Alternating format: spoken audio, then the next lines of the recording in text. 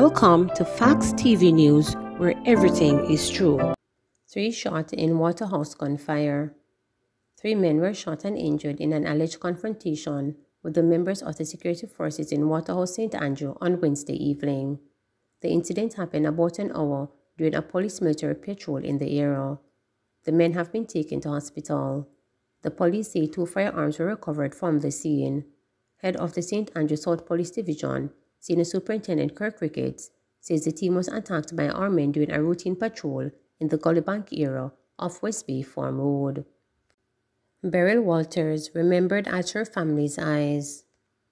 Tears and tributes flow in equal measure at the Mount Salem Seventh-day Adventist Church in St. James, where relatives and friends of 68-year-old Beryl Walters gathered to reflect on her life in Thanksgiving service on Wednesday.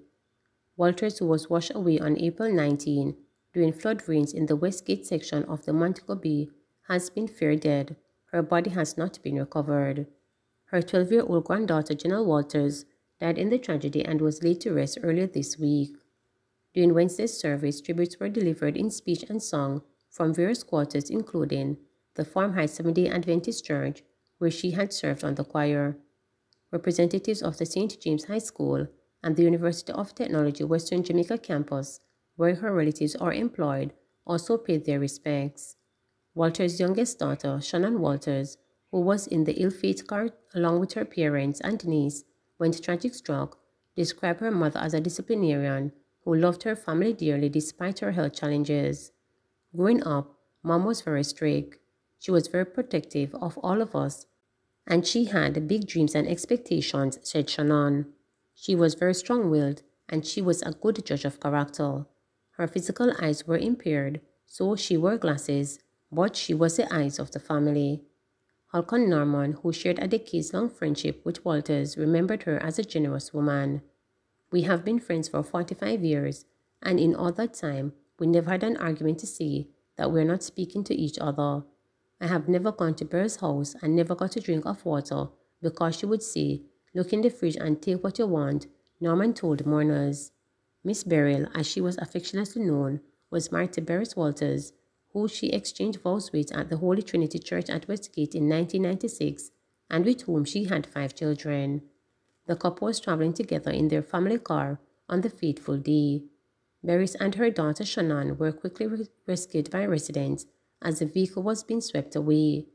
During his keynote sermon, Pastor Ben Cotdyer noted that Walters was a godly woman who modeled good family values. I trust that those of you who would have known Sister Walters would know that she was a woman of God. The beautiful picture of family that was painted reflected the unity that God wants to see in a family, said Dyer. When tragic moments like this happen, words cannot bring comfort, but there is one who can bring peace in the midst of the storm. 17-member task force to tackle issues in education. The government's plan to transform Jamaica's education system is moving in top gear with the Task Force Education Transformation Oversight Committee, ETOC, appointed to manage the changes. Speaking at the committee's first press conference at the Office of the Prime Minister on Wednesday, Chairman Dr. Adrian Soak said that improving the human capital will enable education transformation. Economic growth and development in Jamaica is slow because the pace of human capital formation is slow. We cannot begin to address the low standard of living and the social problems of our country without a material improvement in educational outcomes, he said. If we act now and put in place the engine to drive higher levels of human capital growth, then we are preparing ourselves for a sustainable future, he added. The 17-member committee was formed to assess the execution of recommendations from the Jamaica Education Transformation Commission report chaired by Professor Orlando Patterson. According to Adrian, in terms of coming up with an implementation plan to operationalize the recommendations of the report, ETOC has collaborated with the Ministry of Education and Youth to finalize the terms of reference for a consultant to offer assistance. We are now in the market to recruit that talent. We have also completed the terms of reference for 2 other important roles, a Chief Transformation Officer who will be the executive at the Ministry of Education that is 100% focused on execution, and we will also finalize a job description for a project manager to support the work of the Chief Transformation Officer, he said. A communication plan, Adrian said, has also been developed, which will be guided how the ETOF interacts with stakeholder groups and working with the senior leadership and the Ministry of Education. Education Minister Favour Williams says since the report launch, the ministry has been actively working on several plans to improve the education sector. We have had working groups at the ministry dived into the thematic areas, primarily to examine data and the adequacy of existing policies, identify an enabling policy and legislative framework that would need to be put in place, Williams said. These, she said, included a philosophy of education to focus on our children's holistic development, ensuring equity in education, promoting a love for learning, developing self and life skills, and having an overall impact on society with education. Prime Minister Andrew Holness outlined that sometimes disagreements develop in households, and because many Jamaicans don't know how to deal with conflicts and strong emotions, they descend into physical altercations and other types of abuse and too often end in death. He further stated that all threats must be taken seriously, no matter where the origin, even if it's from within your family. Finally, he outlined that disciplining our children does not translate to using violence. We are going through a transition in the JCF, in how the JCF responds to domestic violence and intimate partner violence. You know, years gone by, there would be a kind of nonchalance, through a man and woman business, through a family matter. The Commissioner of Police and the hierarchy is taking a totally different view towards this business of violence. And the threat of violence is something that the police takes very seriously. So, you know, the reception that you will receive at a police station will be far more encouraging than in the past if you go to report a threat or an act of violence against you. I'm not saying that this is even right across the board. There are still, you know, the culture still exists, but the institution is changing as to how the law enforcement, how the police agencies respond in a positive way towards a complaint of the threat or use of violence. So I'm encouraging Jamaicans to be on the lookout, be very observant, be very alert, that anyone in your family that is displaying this propensity to use aggression and violence, don't take it as normal behavior. Violence is abnormal.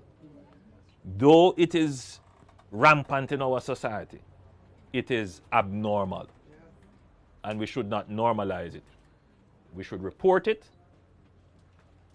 and we should try to find an opportunity where you can get to understand what is the source, the root cause of why this individual in your family is using violence. Now, many of these persons who are using violence as a means to dominate their household or to show power in their household, that they're not going to want to talk to a pastor. But you should still try. You should still seek opportunities to engage them, because sometimes they just need somebody to talk to.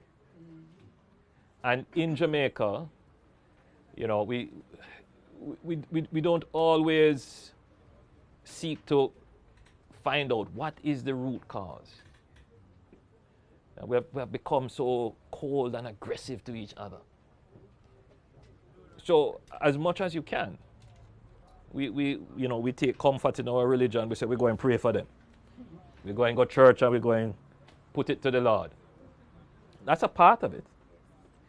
But the other part of it is, if you are the mother or a senior person, you could find an opportunity to talk with that person, to get an understanding of what are the issues.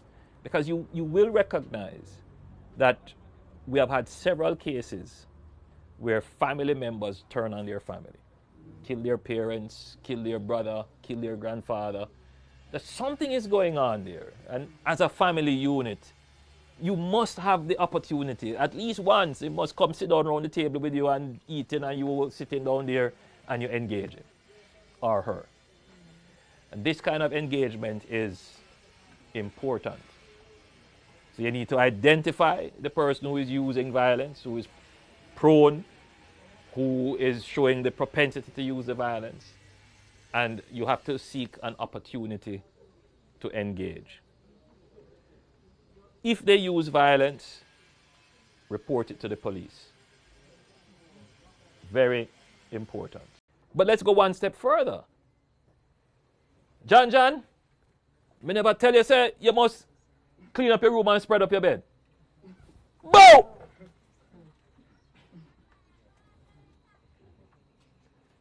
When are we going to reach a point as a country that disciplining of our children